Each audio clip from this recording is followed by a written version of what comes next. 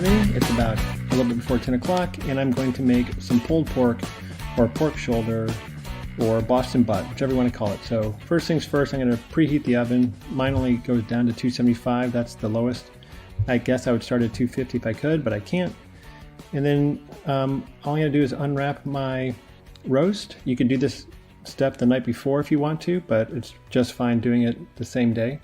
And I'm just going to rub a spice mixture all over it. So the spices I have are primarily salt.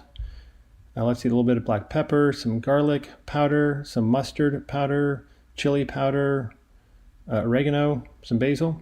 Just mix it all up, and you want to coat the whole roast. So I always try to put a little bit of extra on the top where it's the fattiest. And you'll see I'll turn it over here and scoop up some from the pan and sprinkle it on top. But I always try to have a little bit of extra spice up there, and then just put it in the oven. So a small one, you could probably get away with for 6 hours. This one I had in the oven for 7.5 hours, and you can see the steam coming out. And look, the shoulder piece, the bone, just pulls right out.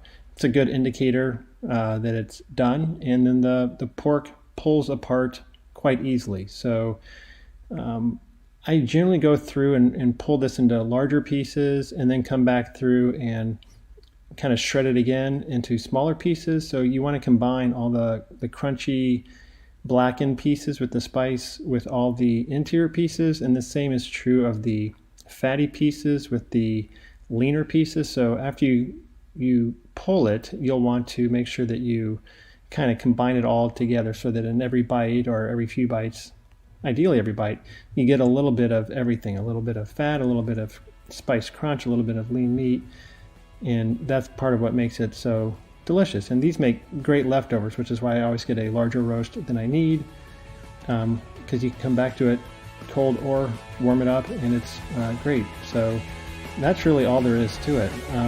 I usually let it sit on the counter for 20 minutes after I pull it out of the oven before I pull it there, but that's really about it.